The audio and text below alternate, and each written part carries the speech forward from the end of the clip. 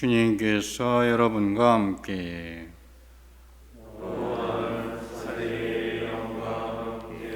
루카가 전한 거룩한 복음입니다.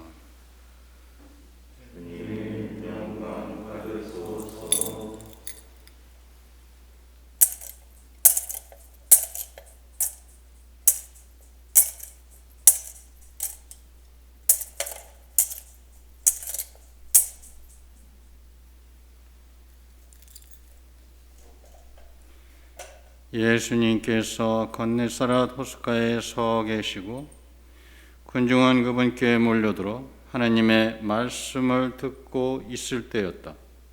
그분께서는 호숫가에 대어놓은 배 두 척을 보셨다. 어부들은 거기에서 내려 그물을 씻고 있었다. 예수님께서는 그 두 배 가운데 시몬의 배에 오르시어 그에게 무태서 조금 저 나가달라고 부탁하신 다음 그 배에 앉으시어 군중을 가르치셨다. 예수님께서 말씀을 마치시고 나서 시몬에게 이르셨다. 깊은 데로 저 나가서 그물을 내려 고기를 잡아라. 시몬이 스승님, 저희가 밤새도록 애썼지만 한 마리도 잡지 못하였습니다. 그러나 스승님의 말씀대로 제가 그물을 내리겠습니다 하고 대답하였다. 그렇게 하자 그들은 그물이 찢어질 만큼 매우 많은 물고기를 잡게 되었다. 그래서 다른 배에 있는 동료들에게 손짓하여 와서 도와달라고 했다. 동료들이 와서 고기를 두 배에 가득 채우니 배가 가라앉을 지경이 되었다. 시몬 베드로가 그것을 보고 예수님의 무릎 앞에 엎드려 말하였다. 주님, 저에게서 떠나 주십시오. 저는 죄 많은 사람입니다. 사실 베드로도 그와 함께 있던 이들도 모두 자기들이 잡은 그 많은 고기를 보고 몹시 놀랐던 것이다.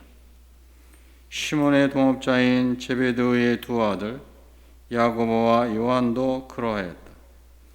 예수님께서 시몬에게 이르셨다. 두려워하지 마라. 이제부터 너는 사람을 낚을 것이다. 그들은 배를 저어다 무태 대어 놓은 다음 모든 것을 버리고 예수님을 따랐다. 주님의 말씀입니다.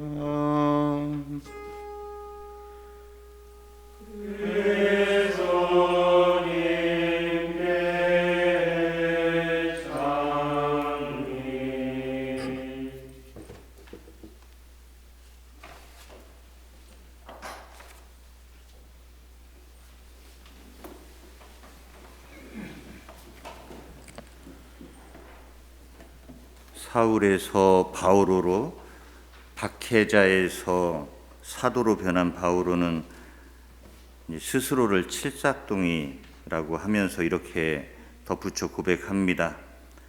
사실 나는 사도들 가운데 가장 보잘것없는 자로서 사도라고 불릴 자격조차 없는 몸입니다.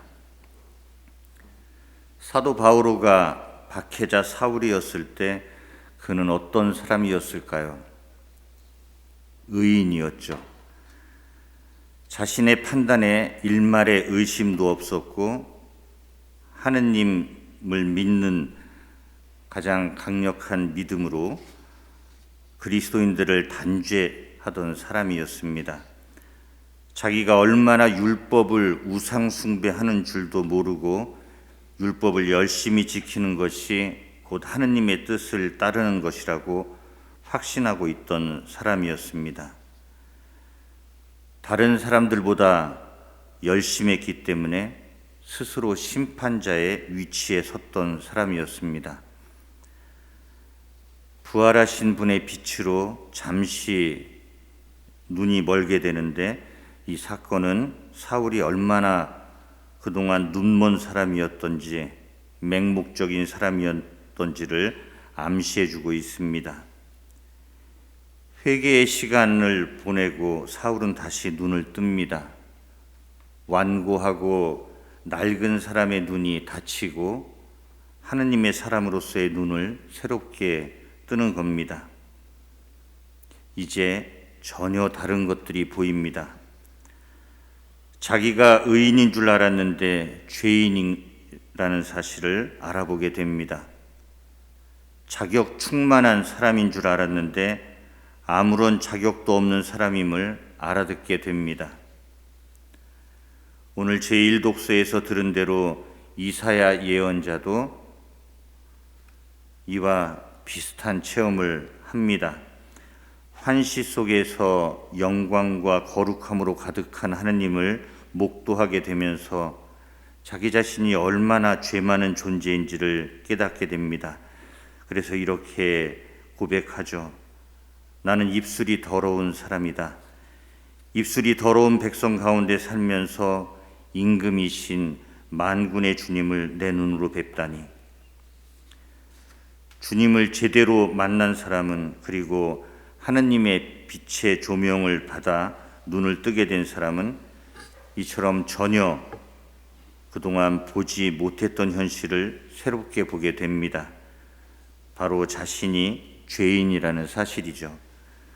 바로 이 죄인의식이 변화의 출발점이자 회개한 모습의 실상입니다. 죄인에서 의인으로 바뀌는 것이 회개가 아니라 의인에서 죄인이 되는 것이 진정한 변화입니다. 죄 짓지 않는 사람이 되는 것이 회개가 아니라 자기가 얼마나 죄 많은 존재인지를 알아듣는 것이 회개입니다. 자신의 가난을 바라보고 인정하고 고백하는 것이 주님을 따르는 길의 그 첫 발자국입니다. 그리고 우리의 초심이어야 하고 우리가 항상 다시 되돌아가야 할 자리입니다. 이 자리에서 예수님을 만나고 그분의 빛으로 조명을 받은 시몬 베드로는 예수님 앞에 엎드려 이렇게 말합니다. 주님, 저에게서 떠나 주십시오. 저는 죄 많은 사람입니다. 자기가 죄인임을 알아듣는다고 해서 그것이 자기를 쓰레기로 알아듣는다는 말이 아닙니다. 죄인의식은 자기 혐오와는 다릅니다. 가난한 자기 자신을 바라보고 있는 것은 똑같지만 자기 혐오가 가난한 자기 자신을 못마땅하게 여기고 내치고 모른 채 하고 있는 것이라면 죄인의식은 가난한 자기 자신을 꼭 껴안아주고 있는 것입니다. 죄를 짓고 난 다음 아담은 자신이 알몸임을 발견하게 되죠. 아담은 흙덩어리뿐인 가난한 자기 자신을 보고 수치스러워하고 그 모습을 미워했습니다.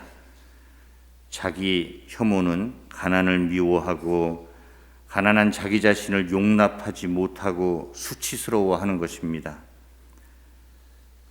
염치와 수치심은 다르죠. 그런 것처럼 죄인의식과 자기 혐오도 다른 겁니다. 자기 혐오가 발동하면 가리고 위장하고 포장하게 되어 있습니다. 가면을 쓰는 거죠. 그리고 하느님을 피해 양심의 소리에 귀를 닫고 도망갑니다. 창세기는 이런 모습을 이렇게 우리에게 들려줍니다. 그 둘은 눈이 열려 자기들이 알몸인 것을 알고 무화과 나무 잎을 엮어서 두렁이로 만들어 입었다. 사람과 그 아내는 주 하느님 앞을 피하여 동산나무 사이에 숨었다. 알몸을 가린 무화과 나무 잎은 가난을 미워하고 불완전한 자기를 혐오하는 사람, 죄스러운 자기를 용납하지 않는 사람이 쓰고 있는 가면입니다. 가면은 실제 현실을 덮고 위장하고 있는 이미지입니다. 진짜 내 자신이 아니라 사람들이 그렇게 봐줬으면 하는 이미지입니다. 세상적인 성공, 사회적인 명성, 사람들의 인정, 재물, 학벌, 지위 같은 것들이 다 이 가면의 재료들입니다. 우리에게는 수도 생활이 또 하나의 가면일 수도 있는 가능성도 있다는 것을 우리는 주의해서 바라볼 필요가 있습니다. 형제들을 심판하고 단죄하는 것도 의인으로서의 이미지를 더 강하게 구축하기 위해 사용하는 기제입니다. 사도 바오로가 사울이었을 때 많이 썼던 가면이 바로 이 의인의 가면이었죠. 가면을 쓰는 이유는 가난한 자기 자신을 감추기 위해서이고, 그래서 이렇게 흠이 별로 없는 나를, 효용성이 높은 나를, 우월한 나를 사람들이 받아주고 환대해 주기를 바래서입니다. 사람들이 나를 받아주어야 내가 성공적으로 살아남을 수 있다고 믿기 때문입니다. 가난하고 결핍이 많으면 사람들로부터 그리고 하느님으로부터도 무시당하고 거절당하고 미움받을 것 같으니까 무화과 나무 잎으로 가리고 가면을 쓰는 것입니다. 가난한 자기 자신과 죄스러운 자기 자신과 화해하지 못하고 있는 사람일수록 남들 눈에 비추어지는 나, 남들에게 보여지는 나가 중요합니다. 이렇게 가면을 쓰고 살다 보면 나중엔 가면 속에 내가 누구인지를 모르게 됩니다. 가면을 쓰고 있는 내가 진짜 나라고 착각하게 됩니다. 나는 나를 자기 혐오하지 않고 내 어둠을 보고 있지 않고 잘 살고 있는데 가면에 속고 있어서 그럴 확률이 굉장히 높습니다. 어쨌든 이러면 속이 점점 허해지죠. 세상 것들을 계속 취하고 힘을 갖고 높이 올라가도 허기심이 가시지 않고 점점 사는 게 허무해집니다. 속이 비어있는 쭉정이가 되는 것입니다. 무화과 나무 잎을 두르고 하느님을 피해 숨어 있는 우리에게 하느님은 계속 묻습니다. 너 어디 있느냐?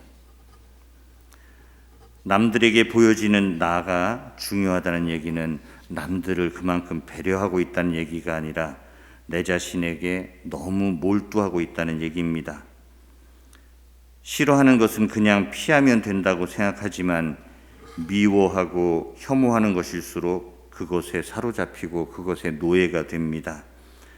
우리가 미워하는 사람을 마음속에서부터 쉽게 떨쳐내지 못하고 하루 종일 그 사람을 생각하고 시간 날 때마다 그 사람을 상상하고 그 사람에 대해 분노하고 있다는 것을 기억해 본다면 바로 이해가 되는 거죠.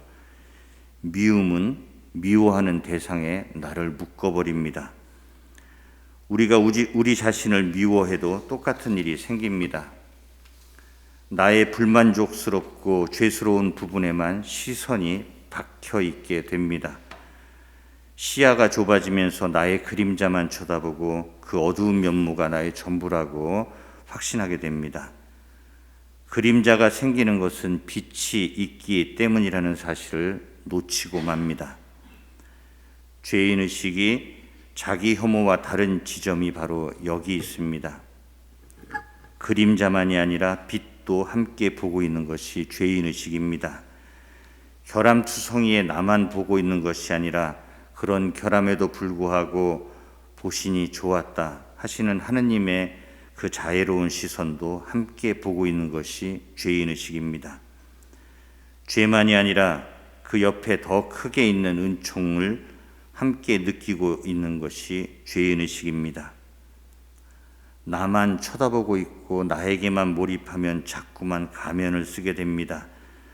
나에게만 시선이 쏠려 있고 나만을 걱정하고 나만을 생각하고 살면 자꾸 성공적인 생존, 우아한 생존, 안락한 생존을 위해 살아가게 됩니다. 하느님도 함께 바라봐야 하느님의 자비의 힘을 믿어줘야 자기 혐오가 아닌 죄인의식을 가질 수 있습니다.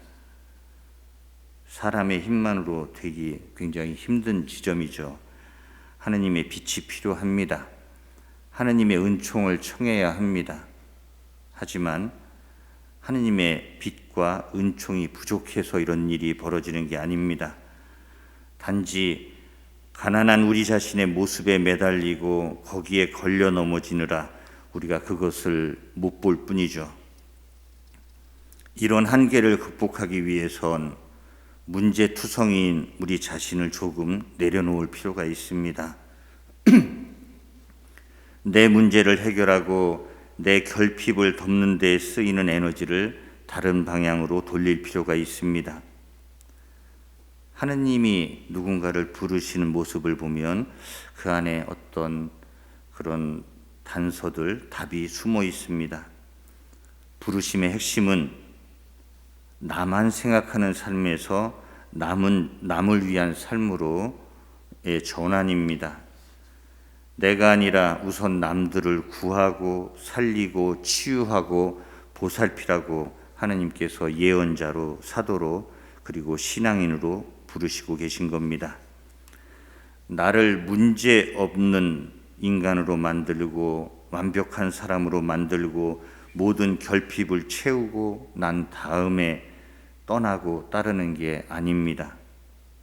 부족하면 부족한 대로, 모자라면 모자란 대로 문제를 그대로 안고 떠나는 겁니다. 시몬 베드로는 모든 것을 버리고 예수님을 따랐다라고 성경은 우리에게 들려줍니다.